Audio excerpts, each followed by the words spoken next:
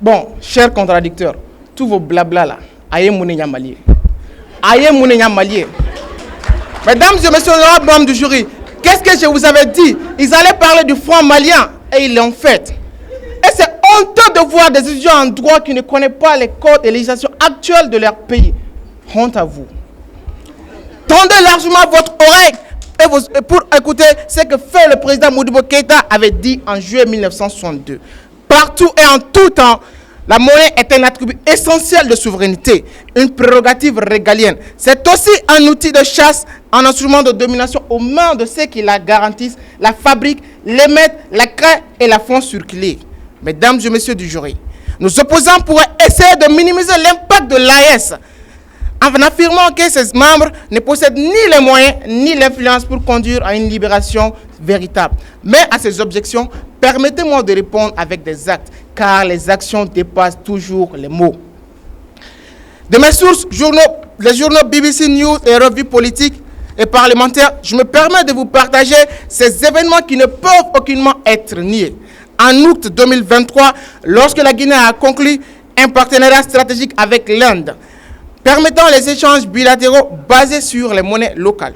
En septembre 2023, quand le Tchad a signé un accord stratégique avec la Chine, financé directement en yuan, évitant ainsi l'intermédiation du dollar. Et un regard sur le Soudan, qui a rejoint les discussions de l'AES malgré ses propres crises internes. Vous n'allez pas dire que le Mali souffre plus que le Soudan. Ce pays a signé un accord avec la Russie pour le développement d'un système bancaire alternatif, prouvant que même dans les contextes les plus difficiles, la quête d'autonomie financière reste une priorité. Pour finir, l'Algérie qui, en novembre 2023, a proposé un fonds de développement économique pour les membres de l'AES, financé avec ses excédents pétroliers. En tant que terme économique majeur, ce pays du Maghreb apporte à l'AES la crédibilité et les ressources nécessaires pour transformer ses ambitions en réalité. Chers contradicteurs, vous insinuez peut-être que l'AES manque de puissance économique pour atteindre la libération monétaire. Et pourtant, l'histoire nous montre que la puissance économique n'est pas un prérequis à la souveraineté monétaire, mais plutôt une conséquence de celle-ci. Quand on étudie le cas de Botswana, un pays d'Afrique australe, on remarque qu'il a une économie relativement petite, mais stable. Et le pays a réussi à créer une monnaie forte et indépendante à travers une gestion prudente de ses ressources. Concernant l'obstruction de cette libération par les institutions financières, eh bien, devinez quoi? L'AES montre justement qu'elle n'a ni l'intention de se conformer aux dictats du FMI ou de la Banque mondiale. Illustration simple. Lors des sanctions économiques imposées au Niger, les pays de l'AES ont cherché des alternatives locales pour compenser les restrictions, ainsi montrer qu'ils peuvent résister aux dominances, aux pressions internationales. Apprenez bien vos leçons et venez. Mesdames et messieurs, nos adversaires basent leurs arguments sur un pessimisme dépassé et des présupposés erronés. Alors, je réitère, et nous ne flancherons pas, car découragement n'est pas malien. Oui, la carte de la libération monétaire se joue dans l'Est. Et non seulement elle se joue, mais elle se gagne, étape par étape, par ces pays qui écrivent une nouvelle page de l'histoire africaine. Parmi ces étapes, nous proposons un système de fonctionnement des monnaies, d'un système de fonctionnement qui s'inspire des monnaies comme le dollar ou l'euro, de créer une banque centrale pour garantir la nouvelle monnaie commune, valoriser nos ressources minières telles que l'or, le pétrole et bien d'autres pour que la nouvelle monnaie puisse rivaliser au niveau international. Et si pour vous la dépendance au franc CFA est très enracinée pour être brisée, que dire de la Mauritanie qui a quitté la zone franc CFA dès 1973? Ce pays n'a pas sombré dans le chaos, bien au contraire, il a gagné en souveraineté et continue à maintenir des relations avec d'autres partenaires économiques. À nos adversaires, je laisse cette assertion. Préférez-vous un futur où nous continuons de dépendre des autres ou de choisir un futur où nous sommes libres? Pour notre part, nous avons choisi la liberté. L'AES a choisi la liberté et nous sommes prêts à emporter ce flambeau. Je vous remercie. Chers contradicteurs, ne go korata kulo kono ko sigoni kalo kalo kan e malisi ambi. Réveillez-vous et arrêtez de dormir. Chers membres du jury, permettez-moi de les faire réveiller par la voix du grand économiste et l'ancien conseiller à la présidence, M. Modibo Mao Makalou, sur la chaîne Info Brut, le 12 août 2024, animé par le journaliste Boubacar Bokoum à 16h37, qui a dit ceci, je cite.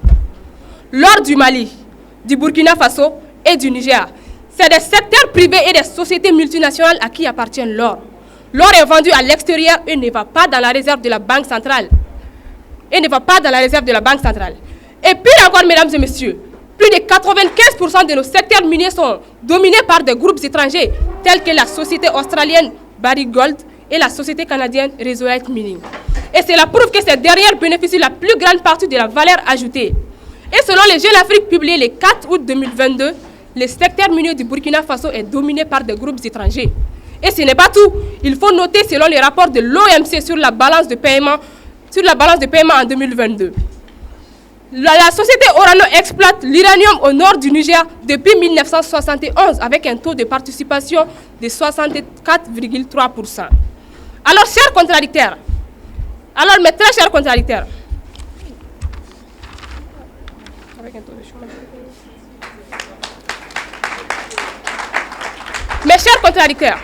nous savons très bien que le sol de l'AES regorge d'une importante énorme en ressources minières. Mais cela appartient aux sociétés multinationales. Sinon, depuis 1960 à nos jours, vous avez combien de réserves dans votre banque centrale? Retenez bien cette citation d'Albert Einstein. Pour vivre une vie meilleure, attachez-la à un but et non à des émotions. Alors, mes chers contradicteurs, s'il vous plaît, soyez honnêtes et laissez toute émotion de côté. Vu toutes ces informations, avec quels moyens, avec quelles ressources l'AES pourra-t-elle garantir une monnaie forte et compétitive? Chers membres du jury, écoutons encore M. Mao Makalou le même jour.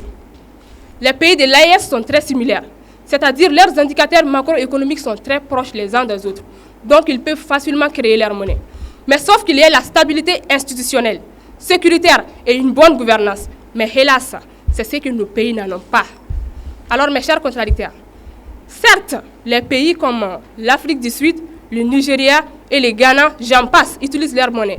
Mais il faut que vous compreniez que les matières premières de ces pays ne sont pas du tout exportées sans être manufacturées.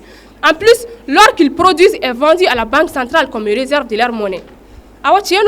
La monnaie est le symbole de la souveraineté et nous ne sommes pas contre cette souveraineté. Mais nous sommes contre votre fameuse souveraineté fondée sur les mensonges. Selon les rapports de la FMI entre 2012 et 2023, plus de 18 300 milliards de francs CFA illicitement détournés. Charmant auditoire, est-ce la faute du franc CFA? Alors c'est eux-mêmes les voleurs. Chers membres du jury, selon le programme alimentaire mondial, environ 4,4 millions de personnes souffrent d'insécurité alimentaire au Niger, 4,2 millions de personnes au Burkina Faso et 3,9 personnes au Mali. Alors, chers contradicteurs, à l'heure actuelle, l'AES a besoin d'une libération sécuritaire, alimentaire, et non une libération monétaire, mes chers contradicteurs. Comment mais dans tout ça, c'est la libération monétaire qui vous préoccupe sérieusement. Heureusement qu'on a des éminents et magnanimes jurys qui savent faire la part des choses, donc ça rassure. Mesdames et messieurs, la création d'une nouvelle monnaie est non seulement irréalisable, mais potentiellement très dangereuse dans le contexte actuel. Il est donc nécessaire de privilégier la stabilisation des régions et le renforcement des institutions avant de penser à des projets monétaires complexes.